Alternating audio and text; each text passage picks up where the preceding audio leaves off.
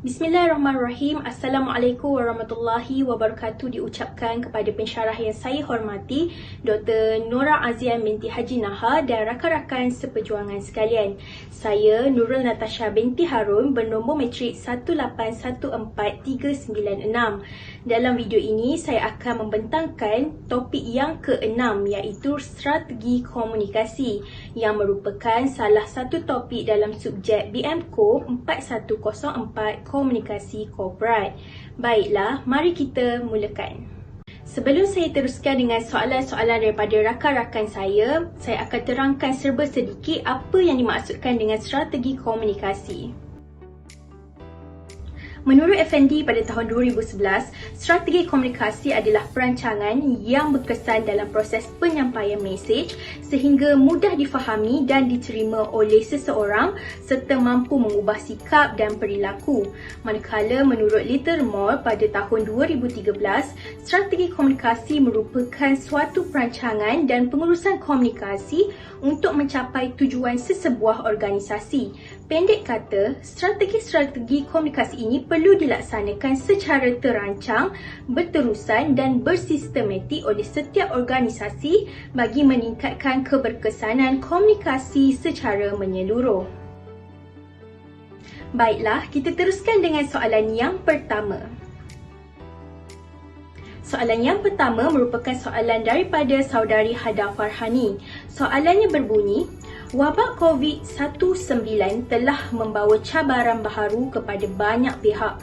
Berdasarkan situasi tersebut, anda sebagai seorang pengurus syarikat perlulah menunjukkan kepimpinan dan memperkukuhkan lagi komunikasi serta hubungan bersama pihak berkepentingan, termasuklah para pekerja, pelanggan, pelabur, pihak berkuasa dan rakan perniagaan.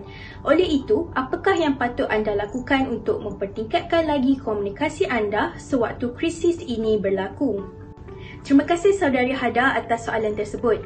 Baiklah, ketika dunia mendepani krisis wabak COVID-19 ini, saya berpendapat strategi komunikasi merupakan salah satu perkara penting yang perlu diberi perhatian oleh setiap organisasi, terutamanya komunikasi dengan pihak berkepentingan.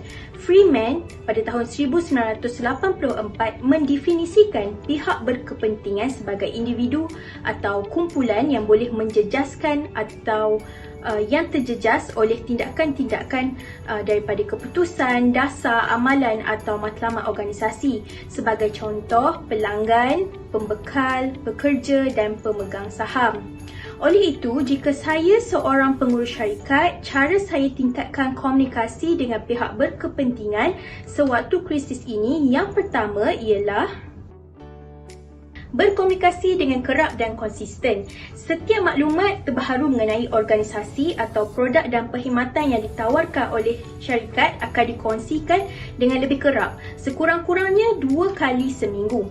Hal ini supaya setiap pihak berkepentingan sentiasa mengetahui perkembangan ataupun keadaan terkini syarikat, tambahan lagi ketika pandemik ini. Selain itu, jika dengan pekerja, mesyuarat secara maya atau bersemuka akan diadakan dari semasa ke semasa bagi memastikan semua proses kerja berjalan dengan lancar dan seterusnya mengelak berlakunya konflik yang tidak diingini.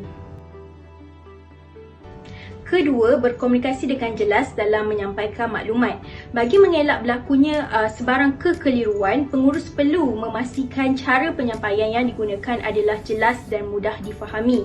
Sebagai contoh, seperti yang kita sedia maklum, terdapat sedikit perubahan dari segi waktu operasi syarikat ketika pandemik COVID-19. Oleh itu, pelanggan perlu diberi pemakluman awal berkaitan waktu tersebut bagi mengelakkan sebarang tindakan yang akan memberi kesan.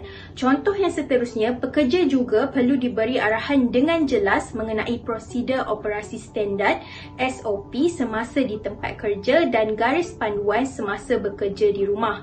Pada slide, saya paparkan contoh yang dilakukan oleh Bank Simpanan Nasional dan Universiti Kebangsaan Malaysia.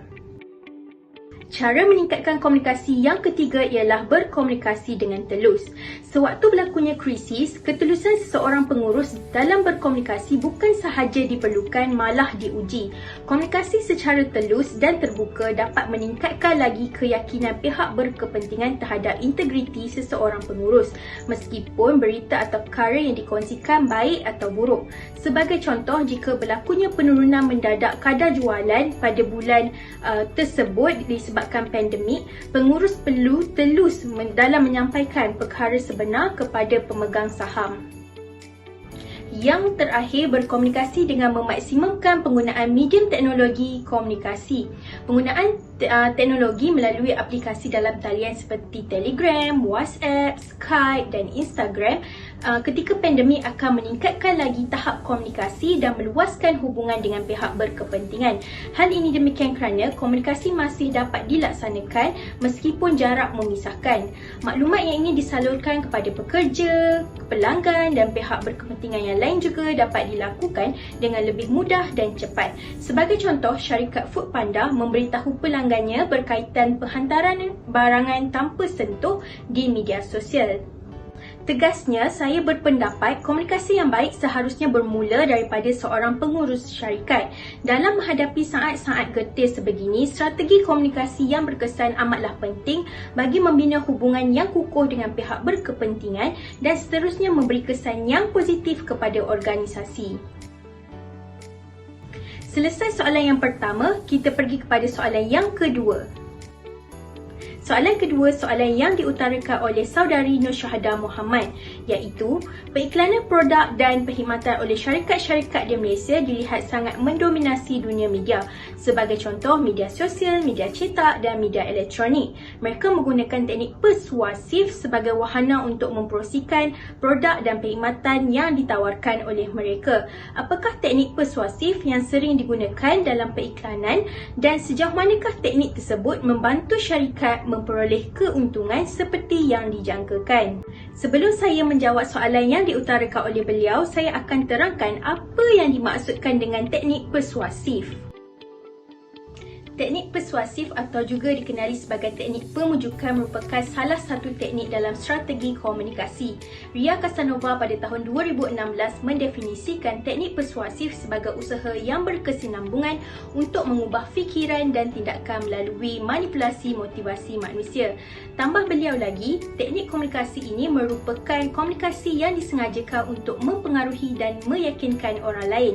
Jika kita pergi kepada konteks pengiklanan, Kamaruddin Hussein pada tahun 1995 berpendapat teknik persuasif ini merupakan usaha untuk memujuk pengguna dengan cara penonjolan ciri-ciri istimewa produk atau perkhidmatan yang ditawarkan mereka berbanding dengan pengeluar yang lain.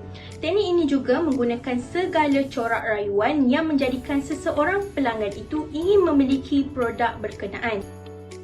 Berbalik kepada soalan, antara teknik persuasif yang sering digunakan dalam periklanan adalah: yang pertama ialah secara memuji dan memujuk sasaran. Iklan seperti ini akan menekankan ciri-ciri luar biasa sesuatu produk dan kadang-kadangnya teknik persuasif ini akan dibuat secara tidak langsung dengan mengemukakan andaian dan unsur-unsur berkaitan sahaja.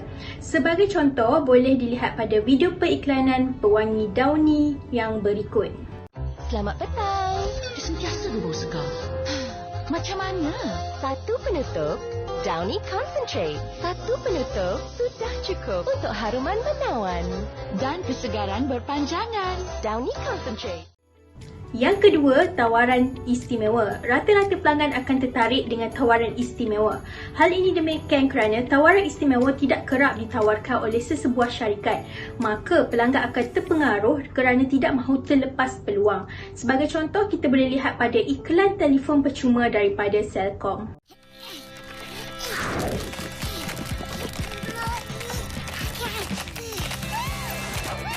Kami ada 100,000 telefon untuk diberi secara percuma. Anda nak satu? Yang ketiga, menggunakan perkataan memujuk. Perkataan-perkataan yang digunakan juga memainkan peranan dalam memujuk para pelanggan. Hal ini demikian kerana perkataan tersebut dapat menimbulkan perasaan positif supaya orang ramai terdorong untuk membeli produk yang dipasarkan atau menggunakan perkhidmatan yang ditawarkan. Sebagai contoh, penggunaan perkataan memujuk dalam iklan Colgate Optik yang berikut.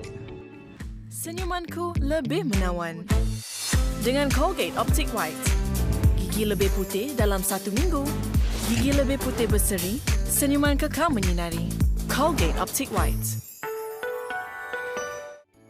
Yang keempat, menggunakan moral. Iklan yang menggunakan moral dapat mengubah sikap orang ramai tentang perkara yang benar dan lebih wajar dilakukan. Sebagai contoh, iklan tersebut dikaitkan dengan penjagaan alam sekitar, perpaduan dan amalan tolong-menolong. Sebagai contoh, kita boleh lihat pada iklan Lifebuoy yang berikut. Kes masih tinggi. Amalkan kebersihan yang baik. Basuh tangan dengan Lifebuoy atau sabun. Kuasa melindungi Malaysia kini di tangan anda. Kita jaga kita. Seterusnya, bagi soalan sejauh manakah teknik ini membantu syarikat dalam memperoleh keuntungan seperti yang dijangkakan, pada pendapat saya, teknik persuasif dalam periklanan ini sangat-sangat membantu dalam meningkatkan keuntungan. Hal ini demikian kerana sudah menjadi lumrah manusia untuk mudah terpengaruh apabila dipujuk secara langsung atau tidak langsung, dan perkara ini terpakai dalam konteks periklanan korporat. Selain itu, teknik ini juga dapat membantu keyakinan pengguna kepada produk dan perkhidmatan yang ditawarkan. Perkara-perkara seperti ini akan menggalakkan lagi permintaan dan pembelian pengguna dan seterusnya akan meningkatkan keuntungan syarikat. Seterusnya, kita pergi kepada soalan yang ketiga. Soalan daripada saudari Rabiatul Hayati ini berbunyi, komunikasi merupakan teras dalam segala aktiviti organisasi, baik daripada konteks intra maupun interorganisasi.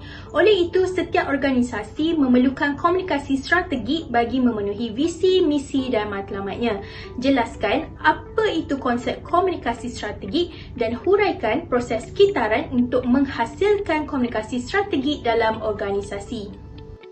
Baik, kita mulakan dengan konsep komunikasi strategik. Komunikasi strategik merupakan komunikasi yang digunakan secara bertujuan dan berencana untuk mencapai matlamat sesebuah organisasi. Menurut Hallahan dan rakan-rakannya pada tahun 2007, komunikasi strategik ditakrifkan sebagai komunikasi azam bahawa suatu rancangan organisasi dilaksanakan untuk memenuhi keseluruhan misi berhubung dengan pihak berkepentingan dalaman dan luaran.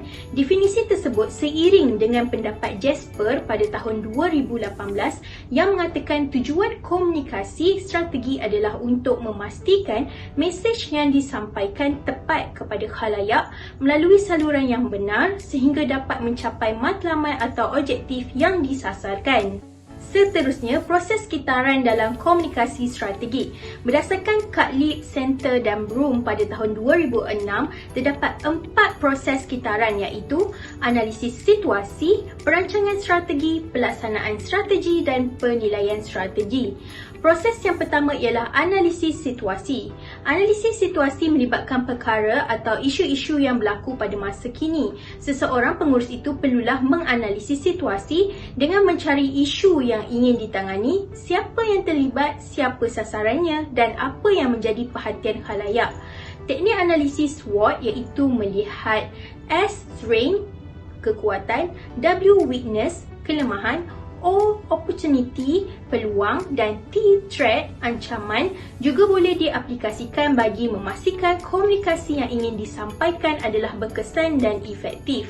Seterusnya, proses yang kedua ialah perancangan strategi. Seseorang pengurus perlu mengetahui dan merancang apa yang ingin dilakukan oleh syarikat dan apa tujuannya. Oleh itu, peringkat ini akan melibatkan perancangan yang merangkumi penetapan objektif berdasarkan SMART. S ialah spesifik, khusus, M, measurable, boleh diukur, A, achievable, boleh dicapai, R, relevant, bersesuaian dan T, time-based goal, jangka masa yang tertentu. Hal ini akan membantu sesebuah syarikat itu untuk mendapatkan gambaran yang jelas mengenai hala tuju komunikasi syarikat. Proses yang berikutnya ialah pelaksanaan strategi. Pelaksanaan strategi ini merangkumi penyelarasan tindakan dan komunikasi, semantik dan simbol mesej, halangan ketika berkomunikasi serta dialog dan penyebaran mesej. Proses yang terakhir ialah penilaian strategi. Penilaian ini merupakan proses imbas kembali tindakan komunikasi yang telah organisasi lakukan. Hal ini merangkumi penilaian terhadap komitmen organisasi, tahap persediaan, hasil dan impak. Di sini dapat saya simpulkan, untuk mendapatkan komunikasi yang strategik dalam sesebuah organisasi, strategi komunikasi perlulah dilaksanakan dan salah satu dalam perancangan strategi tersebut adalah melibatkan struktur yang merangkumi kekuatan, kelemahan, peluang dan ancaman. Selesai menjawab soalan yang ketiga, kita pergi kepada soalan yang seterusnya. Soalan keempat diajukan oleh saudari Atilah Nofatihah, iaitu berbunyi, pada awal kewujudan komunikasi dalam organisasi, masalah utama yang dihadapi oleh organisasi adalah penyampaian mesej. Berikutan itu, Barrett pada tahun 2002 mencadangkan satu model yang disasarkan secara khusus untuk menilai komunikasi kaki tangan dan memperkenalkan model komunikasi strategik yang menyediakan alat analisis untuk menilai dan meningkatkan komunikasi kaki tangan. Persoalannya, apakah komponen utama yang dibincangkan dalam model tersebut? Model komunikasi strategik telah diperkenalkan pada tahun 2002 oleh Deborah J. Barrett, iaitu seorang tokoh dalam bidang komunikasi strategik. Model ini merupakan pengembangan daripada model strategi komunikasi pekerja. Tujuan model ini dibangunkan adalah untuk menentukan perkara yang perlu dilakukan terhadap komunikasi agar komunikasi kaki tangan di dalam sesebuah organisasi dapat ditingkatkan. Terdapat 5 komponen utama yang digariskan Barrett dalam model ini untuk menyumbang kepada kejayaan komunikasi. Pertama, pengurusan mesti menyokong perubahan dan sentiasa mempamerkan perilaku komunikasi yang diharapkan oleh kaki tangan. Sebagai contoh, pengurus tidak boleh menggunakan perkataan yang kesat dan mengguris hati para pekerja. Kedua, kaki tangan yang berkomunikasi bagi sesuatu perubahan sebaiknya di peringkat pengurusan kanan. Hal ini demikian kerana jarak pangkat mereka dalam sesebuah organisasi tidak jauh sekaligus mengurangkan proses birokrasi. Ketiga, mesej dan saluran yang digunakan mesti disesuaikan dengan pelbagai khalayak, iaitu menggunakan perkataan yang jelas, ringkas dan mudah difahami. Keempat, penilaian berterusan perlu dilakukan bagi memastikan keberkesanan strategi komunikasi yang digunakan. Hal ini supaya tindakan pembetulan juga dapat dilaksanakan jika terdapat permasalahan dalam penyampaian mesej. Kelima, organisasi perlu memastikan terdapat alat komunikasi yang digunakan dalam usaha untuk berkomunikasi. Sebagai contoh, kalau kita lihat sekarang sudah tentunya telefon bimbit yang merupakan alat komunikasi terkini, iaitu melalui aplikasi seperti WhatsApp atau Telegram.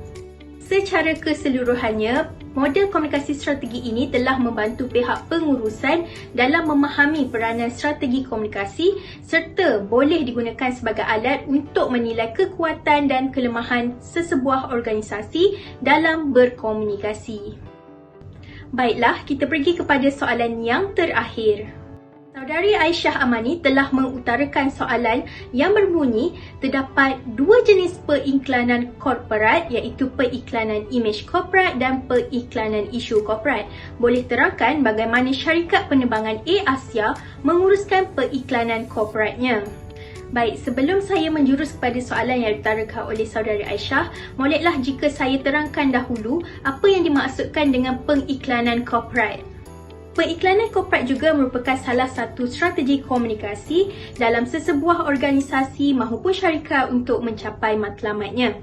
Menurut Mahendra Mohan pada tahun 1989, periklanan korporat merupakan aktiviti mempromosi organisasi dengan memfokuskan kepada pembinaan imej syarikat berbanding jualan produk atau perkhidmatan tersebut. Manakala SHIM pada tahun 2010 pula mendefinisikan periklanan korporat sebagai iklan yang digunakan oleh organisasi perniagaan untuk mencipta dan menggalakkan sikap yang positif daripada pihak berkepentingan terhadap organisasi tersebut.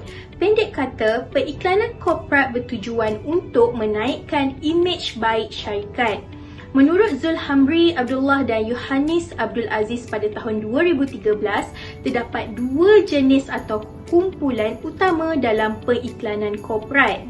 Yang pertama, periklanan imej korporat. Selari dengan namanya, tujuannya adalah untuk membangunkan imej yang baik kepada pihak-pihak berkepentingan seperti pekerja, pelanggan dan pembekal. Seterusnya, yang kedua, periklanan isu korporat. Periklanan jenis ini berkait rapat dengan isu-isu sosial yang kontroversi tentang kepentingan awam dan tujuannya adalah untuk memanipulasikan pendapat awam. Baik, berbalik kepada soalan, bagaimanakah syarikat penerbangan AirAsia menguruskan periklanan korporatnya? Seperti yang kita sedia maklum, AirAsia merupakan antara syarikat yang menggunakan periklanan korporatnya dengan cara yang berkesan. AirAsia menggunakan apa yang dipanggil periklanan ruang udara untuk mengiklankan dan mempromosikan jenama syarikat penerbangan kos rendahnya. Periklanan ruang udara menghasilkan 4 kaedah periklanan yang berbeza. Tujuan membahagikan periklanan ini kepada beberapa kaedah atau kumpulan adalah untuk mencapai khalayak sasaran secara konsisten pada tahap yang berbeza. Kaedah periklanan ruang udara AirAsia yang pertama ialah pengiklanan dalam talian. Sebagai contoh, kita boleh lihat di email, kempen-kempen dan iklan sasaran. Seterusnya, periklanan dasar seperti di kaunter lapangan terbang, tangga pesawat dan lapangan terbang itu sendiri. Yang ketiga, periklanan atas kapal seperti cawan minuman, tisu dengan izin comfort kit dan dengan izin flying airboard. Yang terakhir, majalah dalam penerbangan seperti trend perjalanan terkini, berita pelancongan dan membeli belah dalam penerbangan. Jelaslah, berikut merupakan strategi AirAsia dalam menguruskan periklanan korporatnya. Selesai sudah sesi menjawab kelima-lima soalan yang diutarakan oleh rakan-rakan seperjuangan. Sebelum saya tamatkan pembentangan ini, izinkan saya membuat sedikit kesimpulan berkaitan tajuk ini. Secara tuntasnya, setiap organisasi haruslah mempunyai strategi komunikasi agar segala urusan dapat dijalankan dengan lancar dan sistematik. Jika kita lihat daripada perspektif Islam, strategi komunikasi merupakan salah satu prinsip komunikasi yang digariskan dalam kitab suci Al-Quran, yang mana kita disarankan untuk merancang idea dan menyusun maklumat dengan jelas dan berstruktur bagi memudahkan sesebuah proses komunikasi. Hal ini sebagaimana yang dituntut oleh Allah dalam surah An-Nur ayat 54, yang mana Allah SWT sendiri telah mengatur dalam mentaatinya. Menurut Saiful Azri dan rakan-rakannya pada tahun 2021, prinsip ini telah digunapakai oleh Saidina Ali semasa hayatnya dan dapat dirumuskan bahawa mesej yang disampaikan secara tersusun dan sistematik akan memudahkan sesuatu proses berjalan dengan lancar. Usai sudah video pembentangan saya pada kali ini, saya akhiri dengan ucapan sekian, terima kasih.